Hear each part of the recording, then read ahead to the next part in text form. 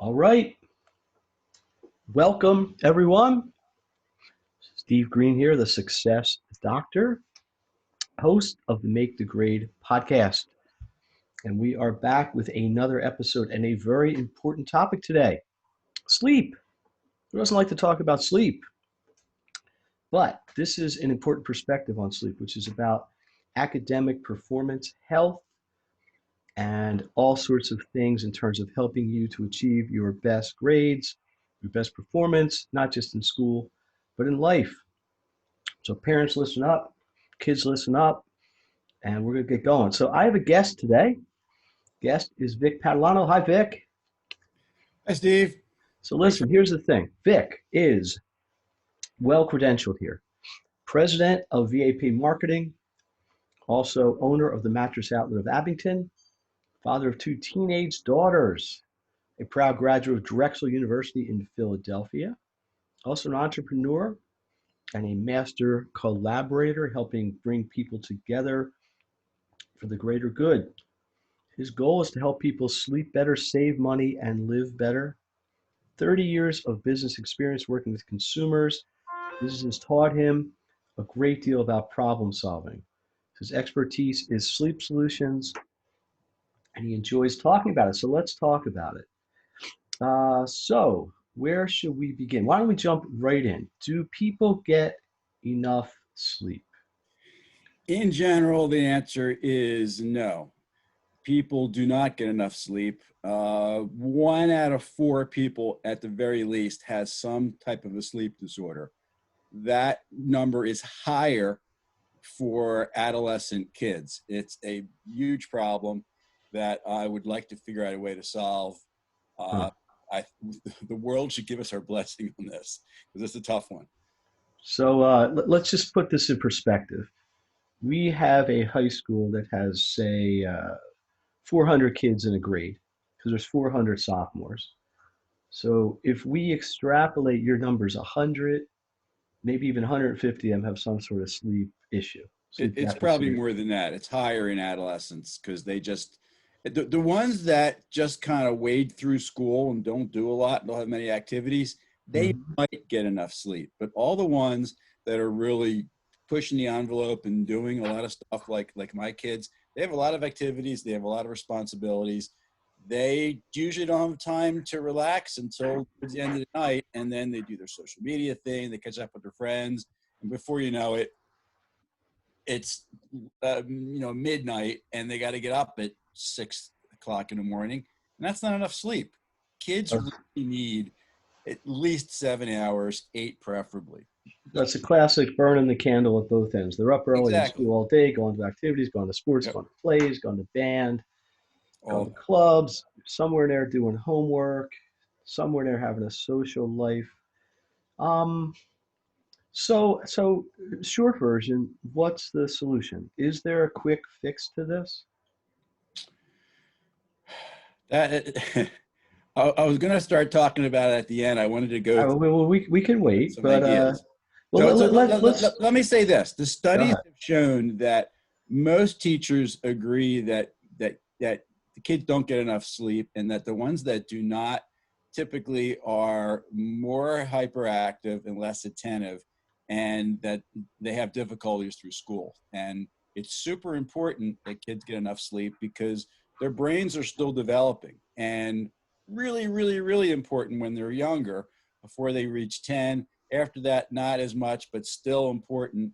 And if their brain, the sleep is a regenerative thing. People don't underestimate the importance of sleep being, well, here's a good example. Did Hmm. anybody go 3 days with, say, 3 hours a night sleep and see how you feel? You're going to be miserable. You're not going to be attentive. You're going to be just not at your best because your body needs it flat out. So it's like eating, breathing. Maybe obviously you can go without sleep longer than breathing, but it's sort of up there on that the need. I occasionally play a game with people when they ask me what I do for a living. I say, I provide a service and a product that enables an essential function in life, something you actually need in life. And Well, nobody you do. they just take for granted. Sleep is something you just do. And it's very much of a take it for granted thing because everybody does it. You have to have it, but you underestimate the importance of it. So let's start at the beginning in a sense. You showed me some data that sleep or lack of sleep, or maybe the role of sleep in cognitive development, right? Yep. So I'm just kind of quoting off of this. A study showed teachers believe some children with sleep disturbances are hyperactive, less attentive. Persistent sleep problems are associated with learning difficulties throughout the school year. In fact, several studies suggest specific academic deficits and poor school performance. So, is this something that can be remedied quickly? Like, let's say a child isn't sleeping well for a year, and all of a sudden I don't know, they get the right bed or they get a better environment or what have you. Is it something that changes quickly? Is it something that they can never recover from? How's that work?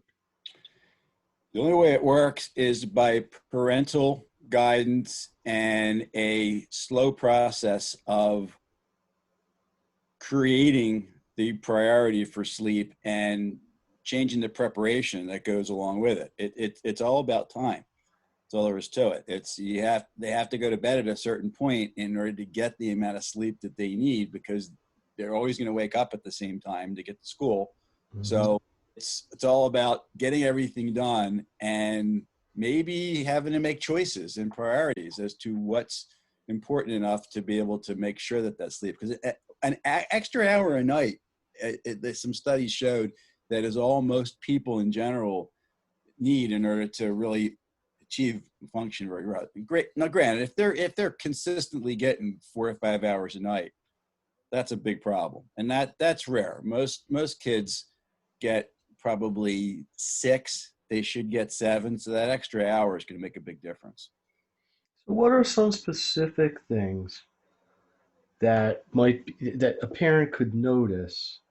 I mean, I think generally the parent's going to notice if their kid's sleeping or not, generally. But Generally, are there any like sort of physical symptoms that they may show? A parent might say, "Oh, this has gotten to almost like a clinical level." Like, for example, would they act out more? Would they get angry more? Would they be more depressed? Are there things like that a parent might look for specifically?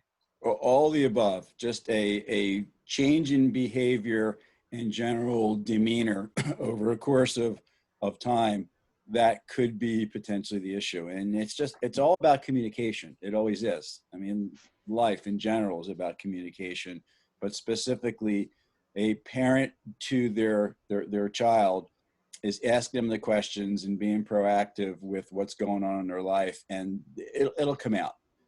Now, So it's not just a matter of like, oh, you're cranky because you got a bad night's sleep. There's actually a physiological definitely. foundation.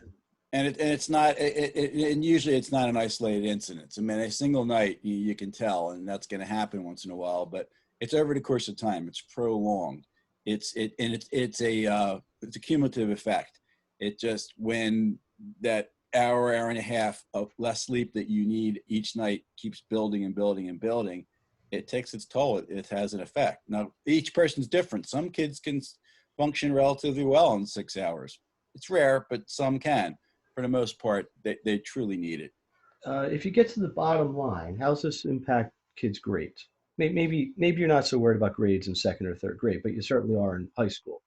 It's about attention. Without proper sleep, the attention to focus just isn't there. It's just too difficult to do that. They daydream. They roll their eyes. They literally they fall But asleep. is there actually any documentation that this negatively impacts grades?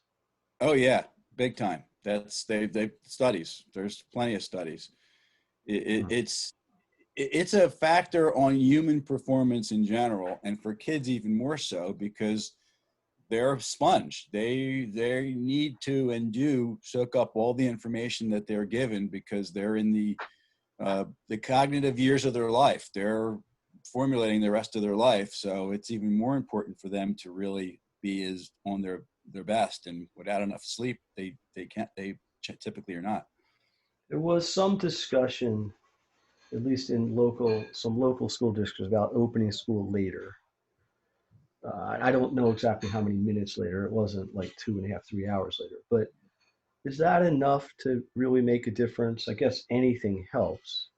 It could. It really could. It's if they use it wisely, if they use that extra time to get more sleep and they go to bed the same time that they usually did, that would help. I truly believe that.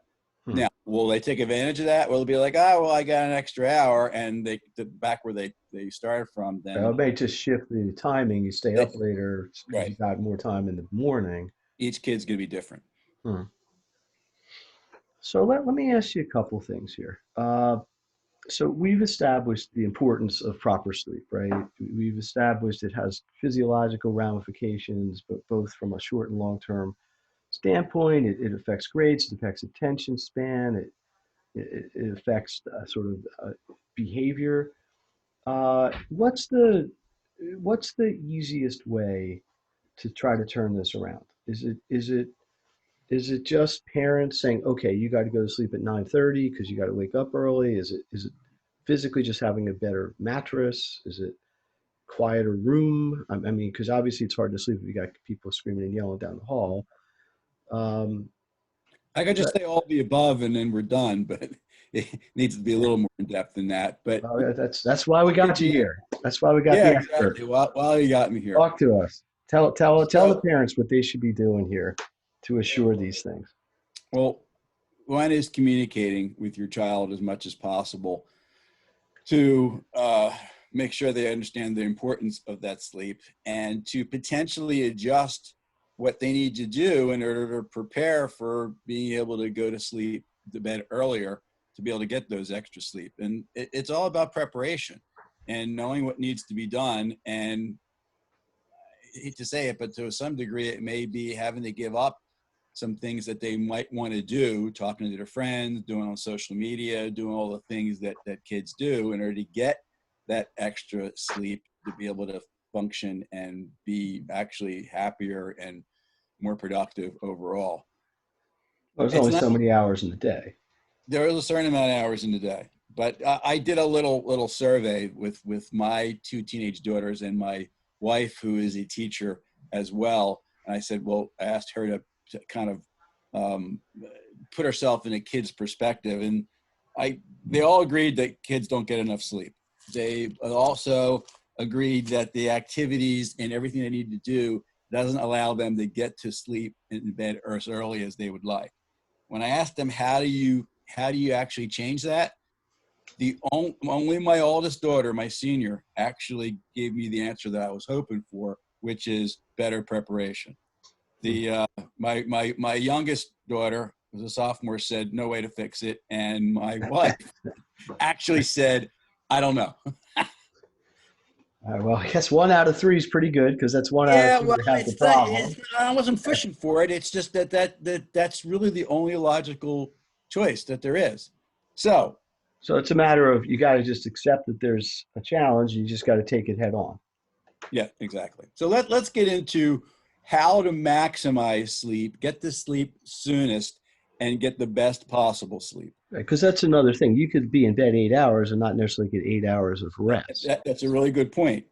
And there's no doubt about that. 6 hours of quality sleep is better than 8 hours of waking up a lot of times and not having that good REM sleep. All right, That so let's get into this. By the way, Steve Greene here, the Make the Grade podcast. My guest is Vic Patalano, mattress outlet owner, bed provider, sleep expert. So Vic, tell us how we can fix this. What's the upside here? well, I'm going to give you some general tips, but I can tell you that on my website, mattlet.com. Hold on, I gotta make that call go away. That's somebody that we know, by the way. Uh-oh. All right, mattlet.com. We'll give you a little plug there. Mattlet.com, there is a menu that one of the things it says is sleep survey. Take that Okay. sleep survey and just answer the questions and you'll sleep better. There's a whole lot of things. But in general, it's a combination of things. It's preparation for going to sleep. It's a process. And that process should include a kind of like a ramp down period. It's unrealistic to think that you're going to be doing your everyday stuff, everything you usually do, including watching TV, being on a computer, being on your phone, going from there to bed. It doesn't work very well. So you need a decompression phase. Let's call it that. Yeah, that's a good way of putting it. Okay. So having a ramp down and a procedure, a very consistent every single day you do the same thing to get to that point, then that generally helps. The body likes routine. It likes cycles. It likes to do the same thing. It likes to go to bed the same time each day. It likes to wake up the same time each day. Is that possible all the time? No. But the more you can get into that routine, the better. So I recommend, there's a few things I recommend. One is to do that routine to at least a half hour before going to bed to turn off all what I call the white and blue light devices. So any device, TV, tablet, phone, anything that has a screen, that light actually, you actually see and perceive that when you close your eyes to go to sleep. That's a problem. Okay. So turn off devices. Turn off the devices. Now, Check. people that actually go to bed with watching the TV on, really bad, because that's literally the last thing they see is that TV. And if the TV's on while they're sleeping, that's even worse, because that produces light that subconsciously they do see, and you can still actually see something with your eye closed, and it comes through. So the next part of that is to, when you do that winding down, to is to do something that is meditation or relaxing oriented. There's a ton of different things.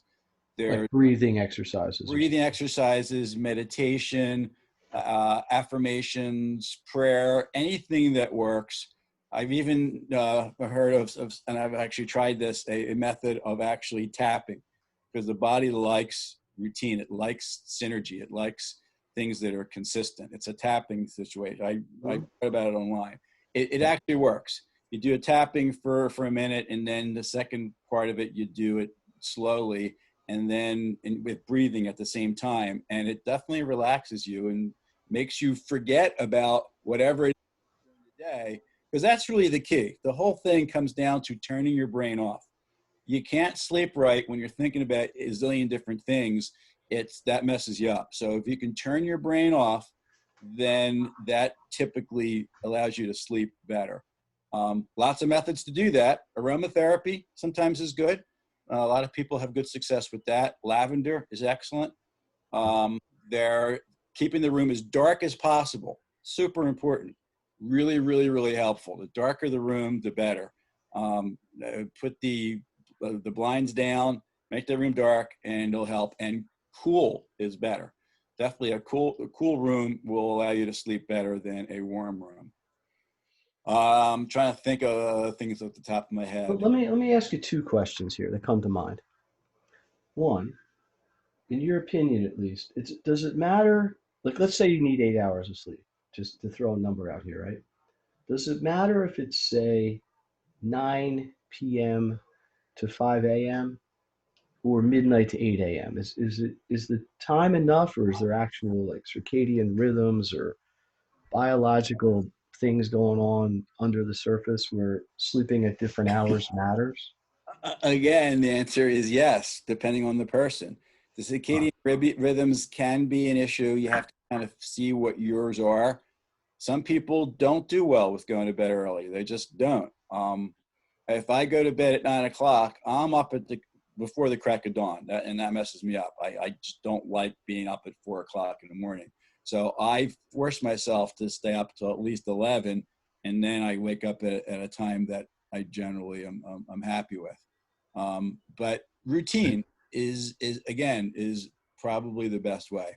So And I'm going to ask you this: can you either confirm or debunk this myth, urban legend? I don't know what we should call it. Child A, Exhibit A, high school student gets sleep deficient Monday night, Tuesday night, Wednesday night, Thursday night, and then sleeps till 3 o'clock in the afternoon on Saturday and 2 o'clock in the afternoon on Sunday. Is that even quote? Is that even it out, or is that just not really solving anything?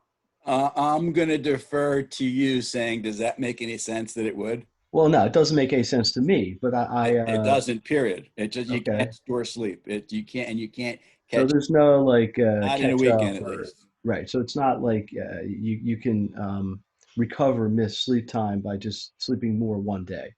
Right. And if it does, you're only going to recover for that one day and you're back to where you started from after that second day where you're not getting as much sleep.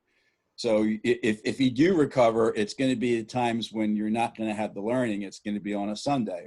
Well, you're probably not going to school on a Sunday. So it doesn't really Hmm. work. Let's talk about sort of the physical here. I mean, you're in the mattress business, so you're dealing with people all day, every day, who are coming in shopping for mattresses and sleep. Uh, Well, pre COVID-19, I definitely was. well, you still are. I mean, I in terms still of am. It's a whole experience, different yes, process now. right. But It's I mean, where would you rank the importance of the bed, the mattress, the physical? I mean, we already talked about a dark room and kind of decompressing your body. I mean, a bad bed is not going to help, right? no,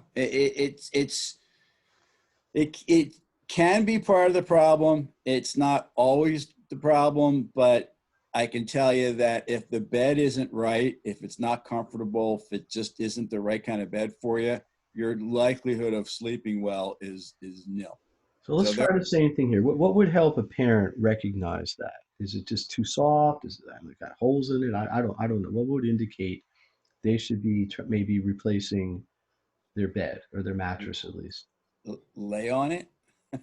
Is that simple? Like it It's just that doesn't, simple. If they lay on it and they're like, "Oh my God," like it all it's collapses in the middle or whatever. yeah. I mean, it's obviously a kid is going to be weigh a lot less, but they'll know, and they can tell just by physically inspecting Is it. there a lifespan a typical mattress has? It's changed over the years. Back in the day, when they were they were really heavy and had a lot of really strong materials, beds lasted a while. They typically weren't very soft, not super comfortable, but they lasted for 20 years. Not Okay. anymore. Now people want comfort; they insist on comfort, and unless you're really ready to throw, big money, $1,000 plus on a mattress, you're typically not going to have that supportiveness and cushiness for more than 8 to 10 years. That's just Hmm. how it is, and that's So what just bed okay. warranties are now. So let's bring this back to education. Let's bring this back to parents' concern that we assume for their child. What would be sort of the ideal scenario? Is it to go to sleep, let's say 10 o'clock, so you wake up at 6 something, that means you got 8 hours of sleep, you're rested, you're aware, you're ready for school. Um, how would that look? I mean, what would your advice be if you could, kind of get everybody on the same page with this? In a perfect world, that would be fantastic. That's exactly what it would be. And when the kids are younger, you can do that. It's pretty easy to dictate policy to them. Almost every parent I know, it's lights out at 9, and they do a few things, and they're in bed by 10. That's fine. But Right, as they get older, it's really difficult because they got a lot to do. Just homework alone.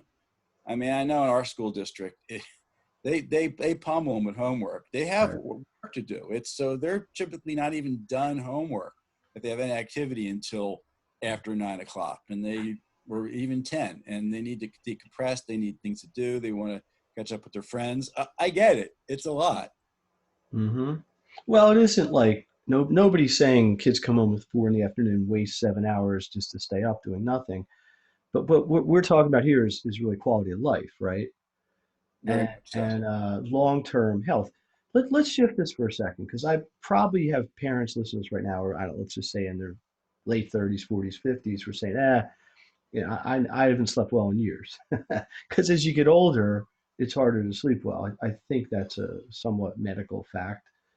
Would the things you're saying regarding adolescents and school age children apply equally to adults, especially parent age or maybe grandparent age? Any different concerns?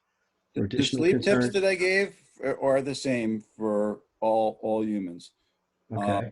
one of the differences would be that adults can and should do like aromatherapies and um, herbal medications. Like I'm a big believer in valerian root and melatonin.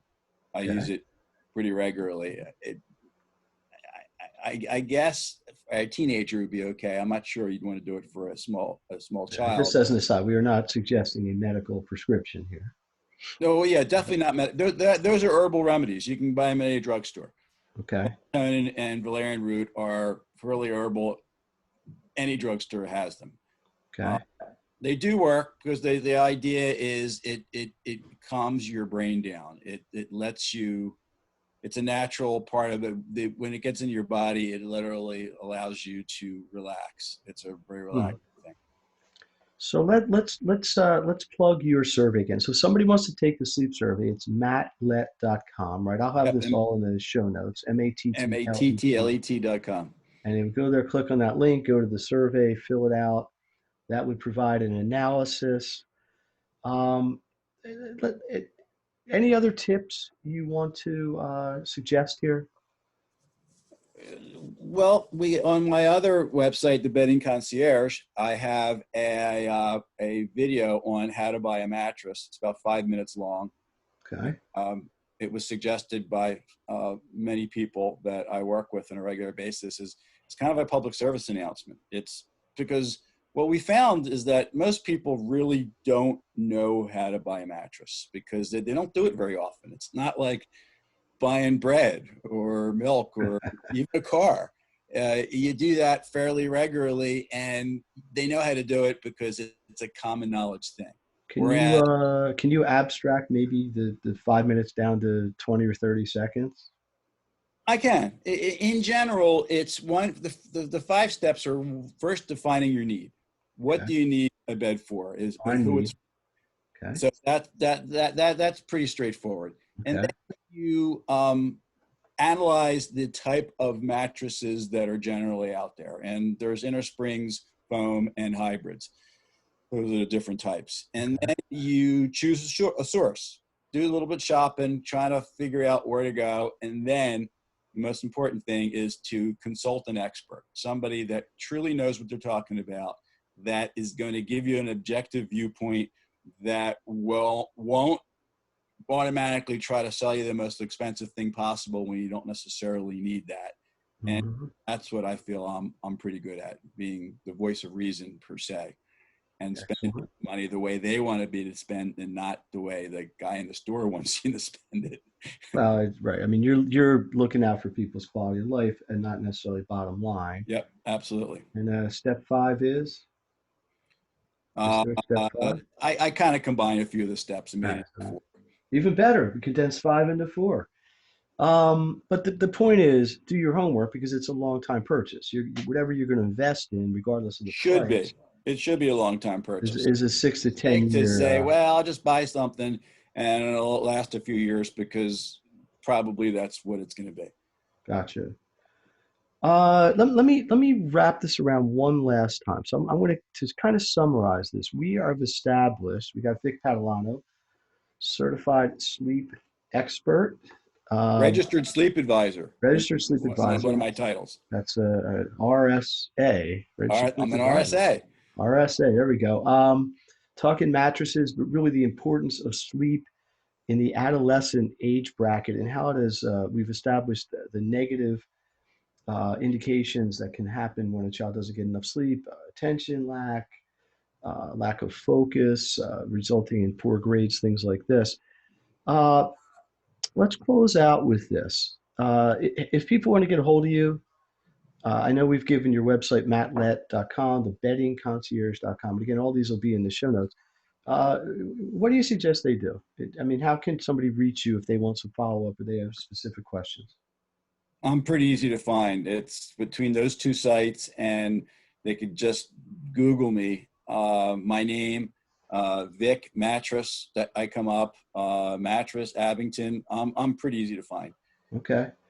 Anything else? Consultation is free, by the way. I always, always, always am willing to talk to anybody and to lead them to the right. Maybe I wouldn't necessarily sell them a mattress. Maybe they don't need a mattress, but I give them the advice that they need to make things happen. If they do end up coming to the shop, I will lead them through a process very simple and easy. It'll be stress free, and they'll get a free pillow as well.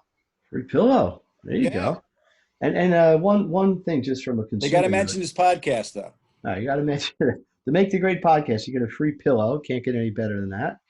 Uh, but just to expand on this, I know you're based in the Philadelphia area. But what if somebody's listening to this in Wyoming or Texas or Florida? Can you obviously they can take the survey along? Can you help them and deliver a mattress that way? I can. I have a series of bed in a box products. It's like the rage now. That I will do the consultation and give them some choices. We'll go through the choices and pick one that is likely best for them. It comes compressed in a big Tyvek bag, which we do bags as opposed to boxes. They Mhm. compress it and it's a bed. It does the job, and actually it has a 20-year warranty. The company I use is phenomenal. Beautiful. So, those of you listening out there, at the very least, I'm going to suggest you go to the site, take the survey, because you never know what's going to turn up. Even a little change, a small change, a half hour, 15 minutes may have a big impact. So, we have established many things here. A, the importance of sleep. B, the importance of quality sleep.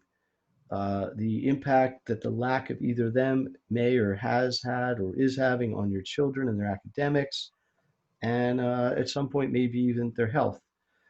So, Vic, thank you very much. Any last words you would like to leave the Make the Great audience with? Yeah, only that enjoy your sleep. And if you're not sleeping as well as you could, do something about it. And I'm here to help. There we go. Well, the Make the Great podcast, Vic Patalano, Mattress Outlet of Abington, certified sleep expert. I think I got that wrong again. I know A was in there somewhere. What was it again? Registered sleep advisor. Registered sleep advisor. I like expert better. Registered sleep expert. Well, I am that as well. Okay, there you go. So maybe that's not your official title, but we will call you that. This podcast was, and always will be about giving information to parents that they can take action on right away. So as soon as you get done listening to this, even right now, just hit stop, go to that website, take the survey, connect, see if you can make an improvement in the quality of your life, and more importantly, your children's lives and their academic performance. I would appreciate any feedback you have on this or any other episodes. You can always comment below in the comment box. Go on to the social media, make the grade, or any of my other sites on Facebook, Instagram, YouTube, and so on and so on. They are very much appreciated. And a lot of the topics on this podcast are the result of feedback and suggestions I get from listeners. Lastly, I'd appreciate anyone who shares this with other people they know because I really feel that the more people that get this information, not just in this podcast, but all of them, the more people that are being helped and the more students that can benefit. So, just in closing, Vic, thank you very much for coming on. My pleasure, Appreciate it. Dr. Greene. And hopefully, this will benefit as many people as possible. And Steve Greene, a success doctor, signing off.